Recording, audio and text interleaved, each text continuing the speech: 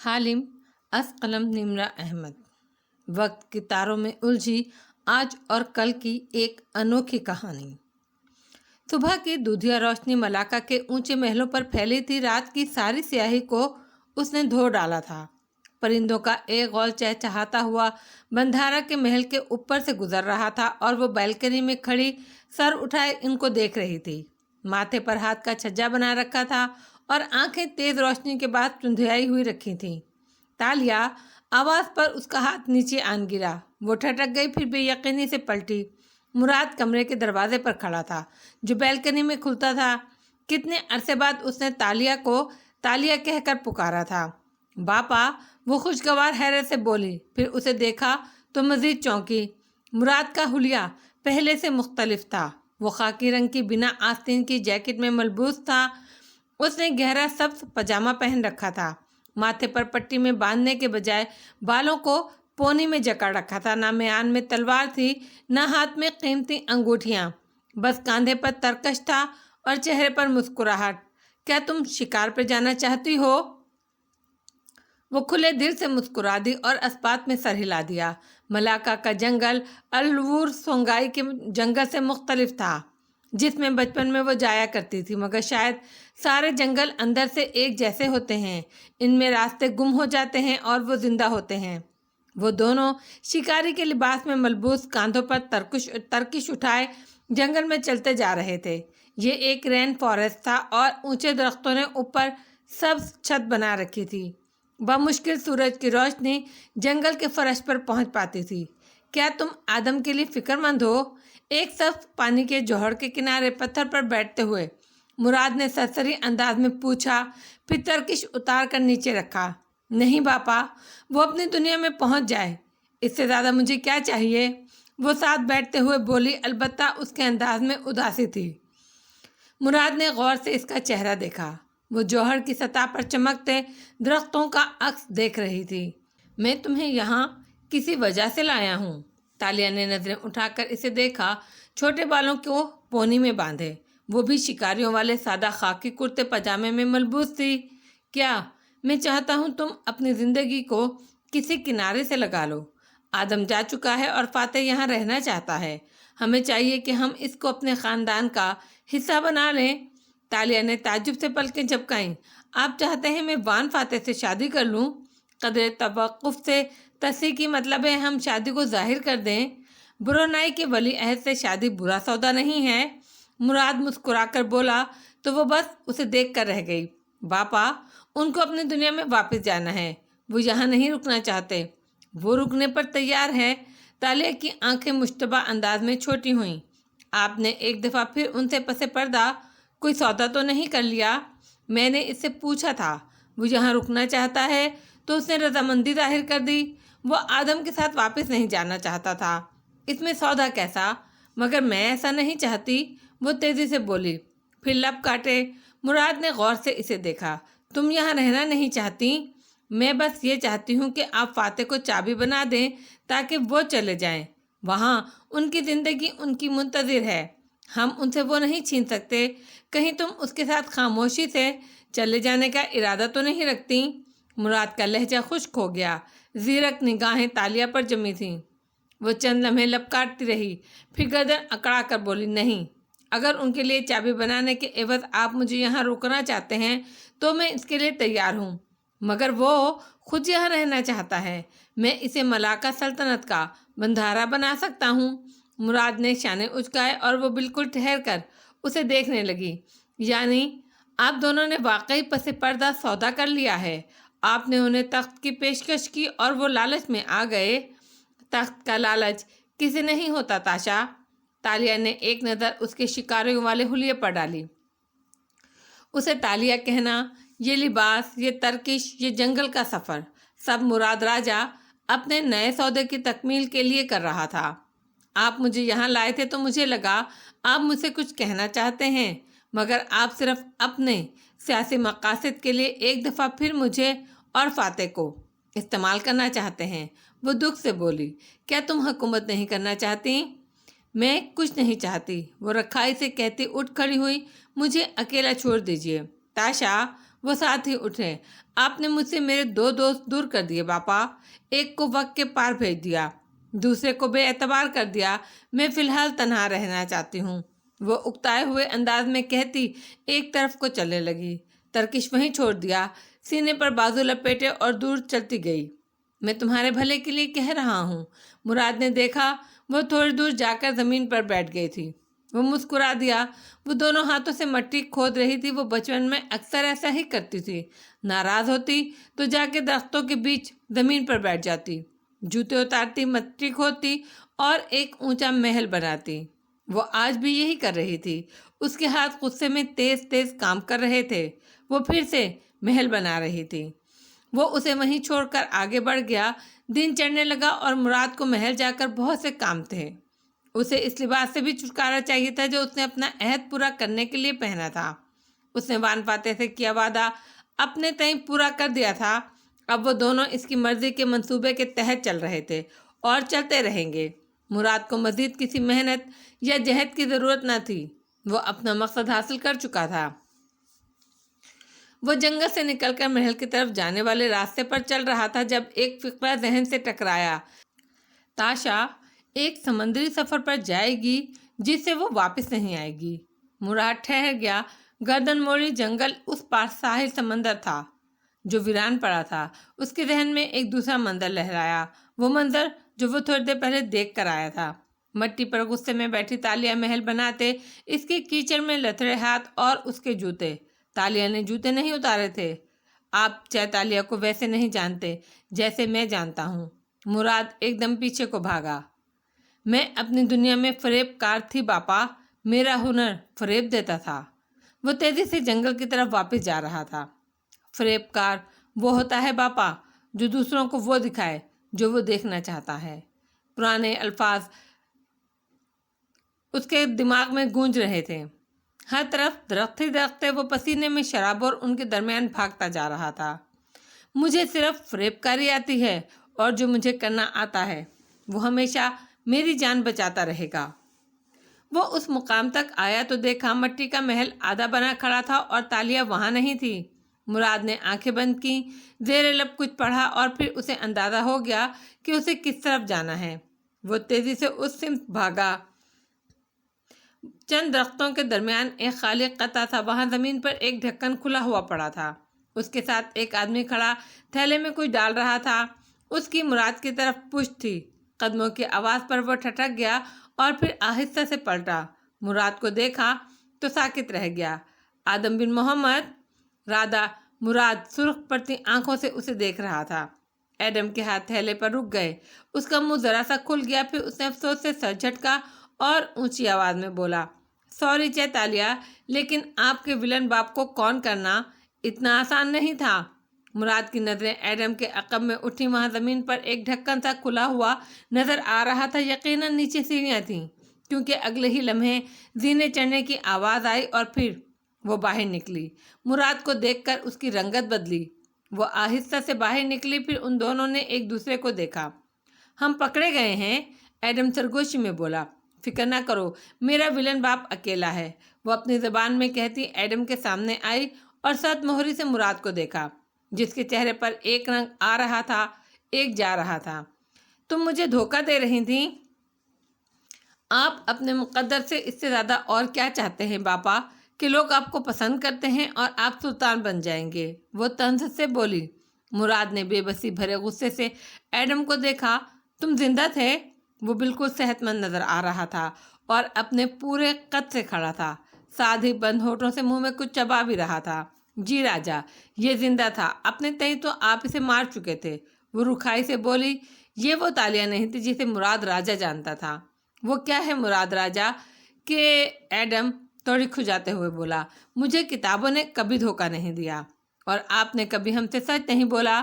ہم تینوں کو معلوم تھا کہ آپ کبھی بھی اصل ترکیب نہیں دیں گے۔ مجھے اصل ترکیب کتابوں سے معلوم ہو گئی تھی۔ یہ بھی معلوم ہو گیا تھا کہ آپ کی دوا مجھے کوڑ میں مبتلا کر دے گی، اسی لیے میں نے دوا اپنی ترکیب کے مطابق بنائی تھی، آپ کی نہیں۔ گو کہ خود مجھے اور چیتالیہ کو ڈر تھا کہ ہم بہت بڑا خطرہ مول لے رہے ہیں، لیکن میں سورج نکلنے سے پہلے تندرست ہو گیا تھا۔ میں نے تمہاری لاش دیکھی تھی، وہ مارے تیش کی یقین نہیں کر پا رہا تھا۔ ایڈم نے ابرو اچکائے۔ ہماری دنیا میں اپنی جعلی موت ظاہر کرنا بہت عام سی بات ہے۔ کوڑ کا یہی فائدہ ہے کہ اس کی بدبو دوسرے سپاہیوں کو قریب نہیں آنے دیتی، صرف ہمارا بندہ قریب آتا ہے۔ تمہارا بندہ؟ مراد کا سانس تھم گیا۔ عارف، ہم نے عارف کو خرید لیا تھا، وہ اسی رکھائی سے مراد کی آنکھوں میں دیکھ کر بولی۔ عارف کی سب سے بڑی خواہش یہ تھی کہ ہم یہاں سے چلے جائیں۔ وہ ہم نے پوری کرنے کا وعدہ کیا، ڈھیر سارا سونا دیا اور اس نے ہمارا ساتھ۔ عارف بہانے سے آپ کے سپاہی کو قید خانے سے نکال دیتا اور ایڈم اپنی جلد پر جاری کوڑ کا خول چڑھا لیتا۔ وہ سب اداکاری تھی؟ مراد کی آنکھوں سے شعلے اٹھ رہے تھے۔ میرے سامنے اس کے لیے پریشان ہونا، وہ سب؟ ہاں جی، وہ سب فریب تھا، لیکن میں نے آپ کو ایک موقع دیا تھا۔ وہ تنفر سے اسے دیکھ کر بولی۔ مجھے تالیہ سمجھ کر ملیں اور مجھ سے پوچھیں کہ میں کیا چاہتی ہوں۔ میں آخر تک آپ سے سچ سننے کی منتظر رہی تاکہ آپ کو الوداع بول سکوں، لیکن آپ نے وہ موقع بھی گنوا دیا۔ مراد نے غصے سے ہنکارا بھرا۔ تو وہ تمہاری خواہش تھی نہ کہ فاتح کی۔ میں نے کہا تھا نا، آپ چیتالیہ کو نہیں جانتے۔ ایڈم مسکرا کر بولا۔ پتہ ہے راجا، وہ دکھ سے کہہ رہی تھی، پھر بھی مجھے لگا تھا کہ آپ کہیں گے ایڈم مر گیا ہے، وہ صحت یاب نہیں ہو سکا، مگر مجھے یا خود فاتح کو بھی اندازہ نہ تھا کہ آپ اسے واپس بھیجنے والا جھوٹ بولیں گے۔ آپ نے خود مجھے اپنے ہاتھوں سے کھویا ہے، اب میں بغیر کسی بوجھ کے یہاں سے جاؤں گی۔ مراد چونکا، نظریں عقب میں نظر آتے کھلے دہانے تک گئیں۔ مگر تمہارے پاس وقت کی چابی نہیں ہے؟ سرپرائز! ایڈم نے گردن میں زنجیر کے ساتھ پہنی چابی لہرائی۔ مراد کی آنکھیں بے یقینی سے پھیلیں۔ یہ کیسے؟ کیونکہ آپ ملاقہ کے واحد جادوگر نہیں ہیں۔ آواز پر تینوں نے گردن اس سمت موڑی جہاں سے وہ چلا آ رہا تھا، کاندھے پر تھیلا ڈالے، چہرے پر سنجیدہ سپاٹ تاثرات سجائے۔ وہ تالیہ اور ایڈم کے ساتھ آ کھڑا ہوا۔ سوری، مجھے دیر ہو گئی۔ پھر مراد راجہ کی آنکھوں میں براہ راست دیکھا۔ آپ کو سب معلوم ہو ہی گیا ہے تو بتاتا چلوں، میں جانتا تھا آپ چابی کبھی نہیں بنائیں گے، اسی لیے میں نے یان سوفو سے سودا کر لیا تھا۔ مراد نے گہری سانس لی۔ اور بدلے میں تم نے اسے بغاوت کی اطلاع اور بھاگنے میں مدد فراہم کی۔ بالکل، میں نے اسے دشمنی ترک کر دی اور اس نے مجھے چابی بنا دی۔ مجھے یہی چاہیے تھا، اور ہاں، یہ سب میں نے اپنے دوستوں کے علم میں لا کر کیا تھا۔ وہ مراد کو دیکھتے ہوئے درستی سے کہہ رہا تھا۔ میں نے ایک دفعہ ان سے چھپ کر آپ سے سودا کیا تھا، لیکن میں اب وہ انسان نہیں رہا جو مصلحتوں پر فیصلے کروں۔ میں ان چیزوں سے آزاد ہو چکا ہوں۔ میں اپنی غلطیوں سے سیکھ چکا ہوں۔ وہ تینوں شانہ بشانہ ایک ساتھ کھڑے تھے۔ تینوں کی نظروں میں مراد راجہ کے لیے سرد مہری تھی۔ اس نے غصے بھری بے بسی سے انہیں دیکھا۔ تم نے میرے ساتھ غداری کی، مجھے دھوکہ دیا۔ اس کا مخاطب فاتح تھا۔ وہ میری بیٹی ہے، اسے میں معاف کر سکتا ہوں، لیکن تم نے اچھا نہیں کیا۔ میں تمہیں تخت میں حصے دار بنا رہا تھا۔ میں نے تم پر اتنے احسانات کیے اور میں اپنے دوستوں کو نہیں چھوڑ سکتا راجا۔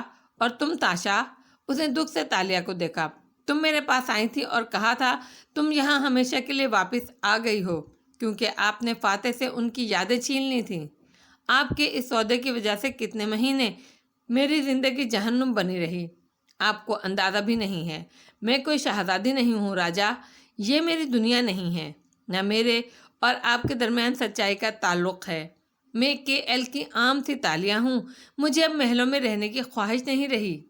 پھر اس نے گہری سانس لی اور جنگل میں اپنے سامنے کھڑے اکیلے مراد کو دیکھا۔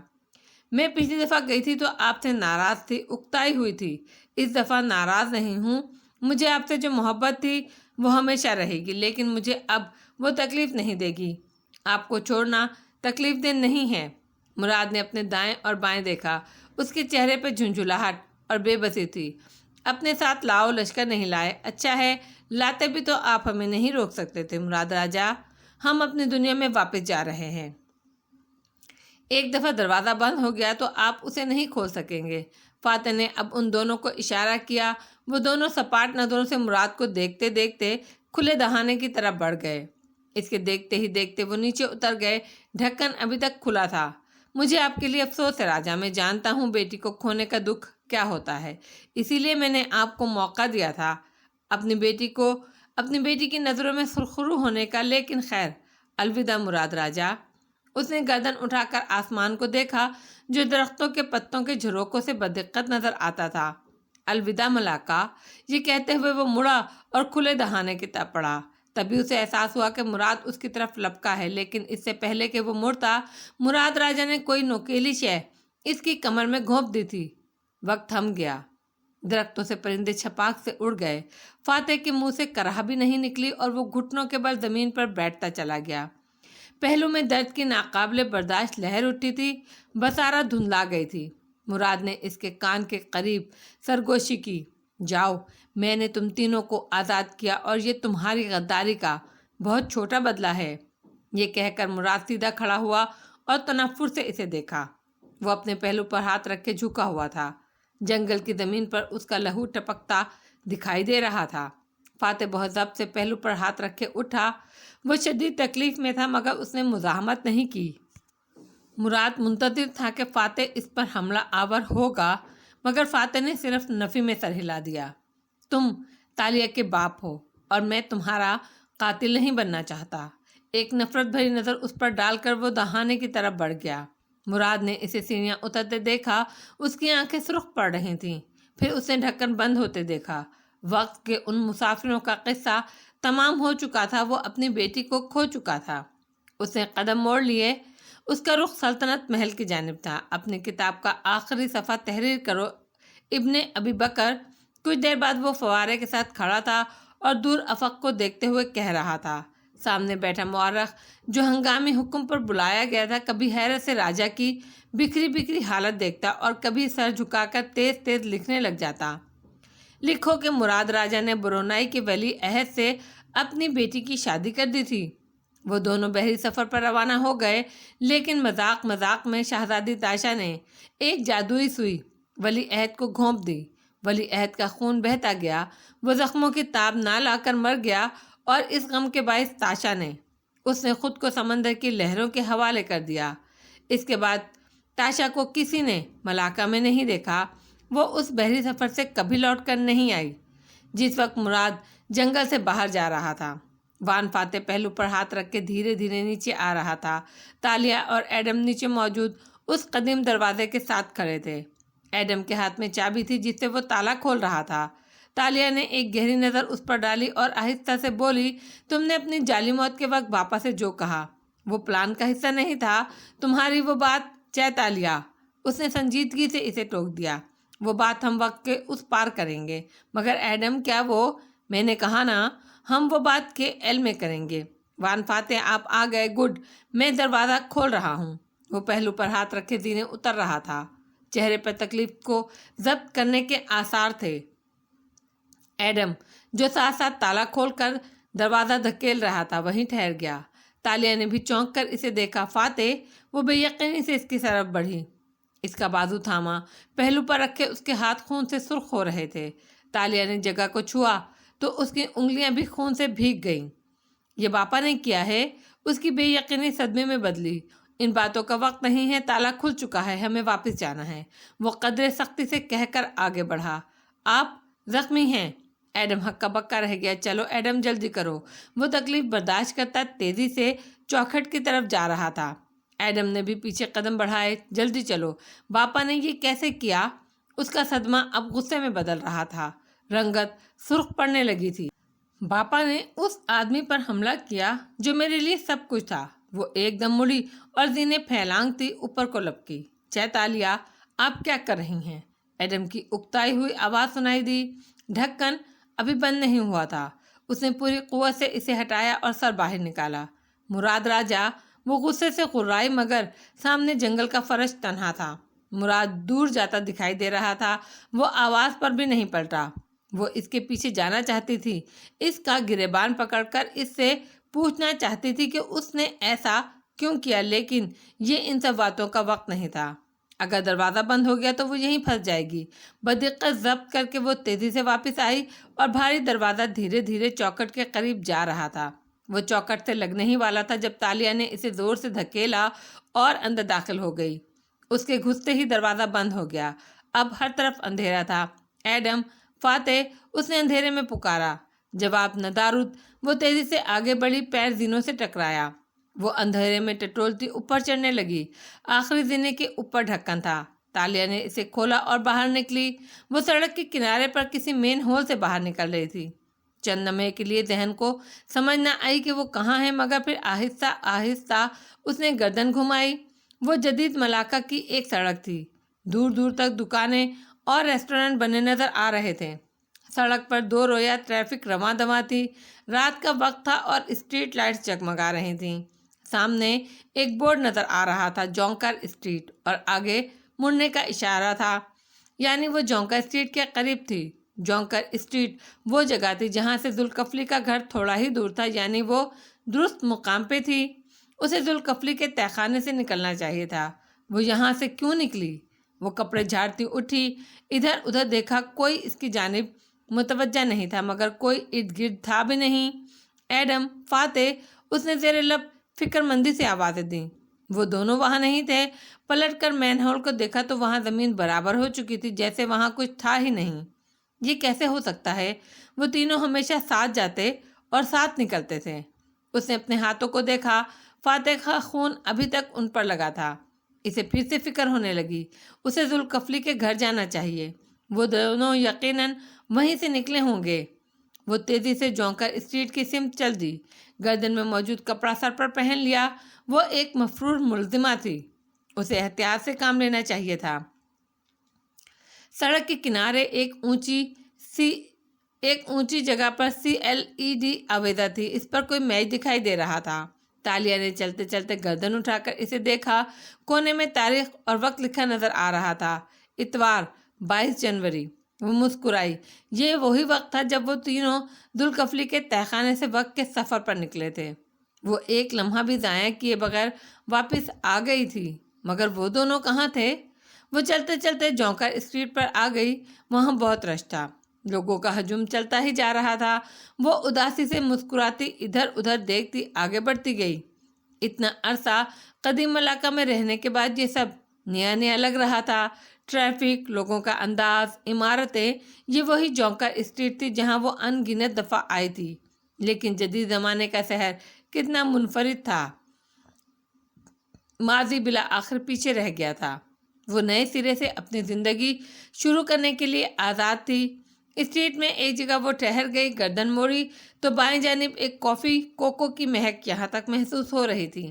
اسے ذوالکفلی کے گھر جانے کے لیے کافی لے لینی چاہیے۔ وہ راستے میں پیتی جائے گی۔ بیٹھ کر پینے کا وقت نہیں تھا۔ اس کے پاس پیسے نہیں تھے، لیکن اسے ایک کریڈٹ کارڈ کا نمبر یاد تھا جسے وہ استعمال کر سکتی تھی۔ وہ کاؤنٹر پر گئی تو بارسٹا نے اسے خوش آمدید کہا۔ تالیہ نے اس کو آرڈر لکھوایا اور خود دروازے کے ساتھ ایک میز پر جا بیٹھی۔ خدا کرے یہ مجھے نہ پہچانے۔ وہ فاتح اور ایڈم سے ملنے سے پہلے گرفتار نہیں ہونا چاہتی تھی۔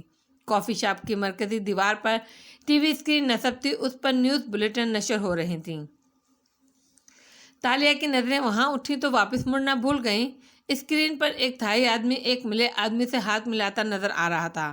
ملے آدمی کو وہ پہچانتی تھی، ایسے ہی تو وہ پہچانتی تھی۔ نیوز کاسٹر پس منظر میں کہہ رہی تھی، تھائی لینڈ کے بادشاہ کا استقبال کرنے ملائیشیا کے وزیر اعظم وان فاتح خود نیچے تک آئے، اور یہ وہ لمحہ تھا جب تالیہ مراد کو احساس ہوا کہ کچھ غلط تھا۔ وہ چند لمحے ٹکر ٹکر اسکرین پر نظر آتے فاتح کو دیکھے گئی۔ 3 پیس میں ملبوس مسکراتا ہوا فاتح رامزل مختلف نظر آ رہا تھا۔ پھر اس کی نظریں سست روی سے شاپ کے اطراف میں اٹھیں۔ یہ جگہ مختلف تھی۔ یہ جگہ اس جونکر اسٹریٹ سے مختلف تھی جو اسے یاد تھی۔ اس نے اشارے سے بارسٹا کو بلایا۔ آج 22 جنوری ہے نا، اتوار کا دن؟ تالیہ نے بے یقینی سے پوچھا۔ بارسٹا نے مسکرا کر اثبات میں سر ہلایا۔ جی، آج اتوار ہے، 22 جنوری۔ 22 جنوری 2017، رائٹ؟ بارسٹا کی مسکراہٹ غائب ہوئی۔ آنکھوں میں اچنبھا در آیا۔ نہیں، یہ 2023 ہے۔ اس کے الفاظ نے تالیہ مراد کی سانس روک دی۔ نہیں نہیں، یہ 2017 ہے، تم مذاق کر رہے ہو نا، ہے نا؟ وہ میز پر زور سے ہاتھ مار کر بولی۔ اس کے چہرے پر بے پناہ خوف سمٹ آیا تھا۔ سوری میم، میں سمجھا نہیں، یہ 2023 ہے۔ بارسٹا उसे अजीब उलझी हुई नजरों से देख रहा था। तारीख बहुत से लोग पूछते थे, लेकिन साल साल कौन पूछता था? तालिया की आंखों में पानी भरने लगा। उसने बेयकीनी से स्क्रीन को देखा। वहां मलेशिया का वजीर आजम अब थाईलैंड के बादशाह के साथ इशाइये में मसरूफ नजर आता था। इनके दोनों बच्चे इसके हमरा खड़े थे, टीन एज सिकंदर और जुलियाना। वो दोनों बड़े हो चुके थे, उम्र में भी और कद में भी। 6 साल गुजर चुके थे। नहीं नहीं, ये नहीं हो सकता। उसकी आंखों से ज़ारो कतार आंसू बहने लगे।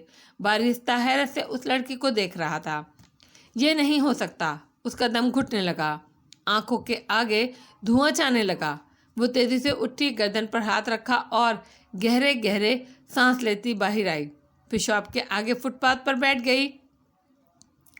ये मुमकिन नहीं था। 6 साल कैसे गुजर सकते हैं? वो वक्त में उसी मुकाम पर वापस क्यों नहीं आई थी? नहीं नहीं, ये झूठ था, ख्वाब था। उसने आंखें बंद की, अभी वो जाग जाएगी। उसने आंखें खोली, सब वैसा ही था। वक्त ने सारे हिसाब उल्टे कर दिए थे। वो चंद लम्हे के लिए गुस्से में मुराद के पीछे भागी थी। जब वो वापस आई तो दरवाज़ा चौखट से लग चुका था। इसने इसे खोल लिया क्योंकि इसका ताला खुल चुका था, या जाने क्या बात थी, लेकिन जब इसने इसे खोला तो वहाँ एडम और फाते नहीं थे। चंद लम्हों के फ़र्क ने दुनिया में बरसों का फ़र्क डाल दिया था। लोग जौका स्ट्रीट पर गुजर रहे थे, आगे बढ़ रहे थे, हंस रहे थे, बोल रहे थे, और तालिया मुराद सुन फुटपाथ पर खामोश बैठी थी। अगला 1 घंटा वो गायब दिमागी की कैफियत में इस स्ट्रीट पर आगे पीछे फिरती रही। कभी किसी बेंच पर जा बैठती, कभी किसी दुकान के अंदर, कभी सड़क किनारे सर झुकाए चलने लगती, कभी घंटा घर के सामने खड़ी घड़ियों की सुइयों को कोसने लगती। इसका जहन बिल्कुल माफ हो चुका था। ना वो कुछ सोच पा रही थी, ना समझ पा रही थी। जब उसका जहन बेदार होने लगा तो उसने खुद को कॉफ़ी शॉप में बैठे पाया। जाने कब वो अंदर आई थी और कॉफ़ी मंगवाई थी। बिला आखिर इसके हवास काम करने लगे थे। वो तेज़ी से उठी और काउंटर रख गई। मैं आपका कंप्यूटर इस्तेमाल कर सकती हूँ प्लीज़, थोड़ी देर के लिए? उसके अंदाज में इतनी शदीद लज्जाजत थी कि बारिस्ता ने फ़ौरन इसे एक लैपटॉप मेज़ पर रख दिया। वो वहाँ बैठी कुछ देर स्क्रीन को तकती रही। इसे क्या मालूम था कि क्या करना है? उसे मालूम नहीं था। 22 जनवरी 2017 क्या फाते और एडम 6 साल पहले इस तारीख में जदीद दुनिया में वापस पहुंच गए थे? 22 जनवरी को जो भी हुआ होगा, उसकी खबर अगले रोज़ के अखबार में छपी होगी। उसने अपने खून से सुर्ख उंगलियों से टाइप किया, 23 जनवरी 2017। तालिया ने उस तारीख का ऑनलाइन अखबार खोला। वान फाते जख्मी हालत में जौंकर स्ट्रीट के किनारे पाए गए। वान फाते हस्पताल में दाखिल। उनकी हालत तशवीशनाक है। हमला आवर काफी वक्त पता नहीं चल सका। वान फाते 6 रोज़ बाद हस्पताल से डिस्चार्ज कर दिए गए। अब वो रोबा सेहत है। वो लबों पर हाथ रखे बेयकीनी से पढ़ रही थी। उसने एक दफ़ा फिर बारटेंडर को बुलाया। वो फ़ौरन चला आया। मैं काफ़ी अरसे बाद मलेशिया आई हूँ। अब के वो कदर संभल कर पूछने लगी, वान फाते वज़ीर आज़म कब बने थे? पहली दफ़ा या दूसरी दफ़ा? वो एहतियात से पूछने लगा। ओह, वो दूसरी दफ़ा वज़ीर आज़म बन रहे हैं। जी मैम, पहली दफ़ा 2017 के जून में और दूसरी दफ़ा पिछले बरस 2022 के जून में। वो पिछले 5.5 सालों से हमारे प्राइम मिनिस्टर हैं। वो टुकर टुकर उसे देखने लगी। अब क्या पूछे? आप कहाँ से आई हैं? अमेरिका से। अच्छा मुझे बताओ, तुमने एडम बिन मोहम्मद का नाम सुना है? वो एक रिपोर्टर होता था जिसने हांगकांग पेपर्स वाला एडम बिन मोहम्मद, एंकर पर्सन एडम बिन मोहम्मद, एंकर पर्सन। उसने दोबारा से लबों पर उंगलियां रख दी। आंखें भीगने लगीं। एडम बिन मोहम्मद एंकर बन गया? जी, वो मलेशिया का मारूफ एंकर है। बारिस्ता फ़ख्र से अमरीकी सियाह को बताने लगा। उसकी तो 4-5 बेस्ट सेलर किताबें भी हैं। वो एक प्राइम टाइम टॉक शो का एंकर पर्सन है। वो हांगकांग पेपर्स की वजह से पुलिटाइजर प्राइज़ के लिए भी नामजद हुआ था, लेकिन इसे प्राइज़ नहीं मिला। प्राइज़ आखिर में गोरों को मिल जाता है। उस पे एक ज़माने में कातलाना हमले होते थे। वो तो पुरानी बात है। अब तो वो स्टार है, एक एंकर स्टार। उसे कौन कुछ कह सकता है? खुद प्राइम मिनिस्टर भी नहीं। आपको कुछ और चाहिए? नहीं। उसने दाएं बाएं गर्दन हिला दी। अब मुझे और क्या चाहिए होगा? वो वापस स्क्रीन की तरफ मुतवज्जा हुई। एडम का नाम कपकपाती उंगलियों से टाइप किया। सूट में मलबूस मुस्कुराता हुआ एडम बिन मोहम्मद। वो अब सेलिब्रिटी रिपोर्टर से कहीं आगे बढ़ चुका था। वो दुनिया घूमने वाला, महलों में उठने बैठने वाला और अवार्ड्स और इनामात जीतने वाला एडम बिन मोहम्मद था। उसका लिबास कीमती था, उसका घर चाहाना था, उसकी क्लास मुख्तलिफ हो चुकी थी, वो अपनी दुनिया में कामयाब हो चुका था। उसने स्क्रीन फोल्ड कर दी। दिमाग एक दफ़ा फिर से माउफ होने लगा। नजरें ऊपर टीवी स्क्रीन की तरफ उठी तो वजीर आजम फान फाते फिर से दिखाई देने लगा। अब की खबर मुख्तलिफ थी। ये अगला बुलेटिन था। वो बस टुकर टुकर उसे देखे गई। वो पहले से ज़्यादा बावकार लगता था। ग्रे सूट में मलबूस रोस्ट्रम पे खड़ा तकरीर कर रहा था। वही एतमाद, वही बेनियाजी, वही हुक्मरानी का सा अंदाज। तालिया ने सर मेज़ पर गिरा दिया। ये सब गैर हकीकी था। उसका दिमाग मज़ीद कुछ कबूल करने से इनकारी था। वक्त ने इसको बहुत बहुत बड़ी सजा दी थी, बल्कि उन तीनों को एक दूसरे से छीन कर इन तीनों को अधूरा कर दिया था। अभी चंद लम्हे पहले वो तालिया के साथ थे और अब सब बदल चुका था। वो दोनों बहुत आगे निकल चुके थे और वो कहाँ थी? उसने करंट खा के सर उठाया। 1 मिनट, तालिया मुराद कहाँ थी? उसने तेजी से स्क्रीन खोली और फिर जल्दी जल्दी टाइप करने लगी। तालिया बिनते मुराद खबरें सामने आने लगी। एक के बाद एक सफ़ा खुलने लगा। 2017 के आगाज़ में असरा महमूद के कत्ल के बाद रूपोश होने वाली मफरूर मुल्जिमा तालिया मुराद अभी तक नहीं मिली थी। गालिबन वो मुल्क से भाग चुकी थी और गुमनामी की ज़िंदगी गुजार रही थी। असरा महमूद के कत्ल का केस अभी तक बंद नहीं हुआ था। वो फाइल पुलिस डिपार्टमेंट में खुली थी और अशर महमूद ने हर तरह से जोर लगाकर इसको खुला रहने दिया था। तालिया मुराद आज भी एक मफरूर मुल्जिमा थी। एक बात वो जानती थी कि मलेशिया के कानून में क्रिमिनल केस का कोई कानूनी मियाद समात न था।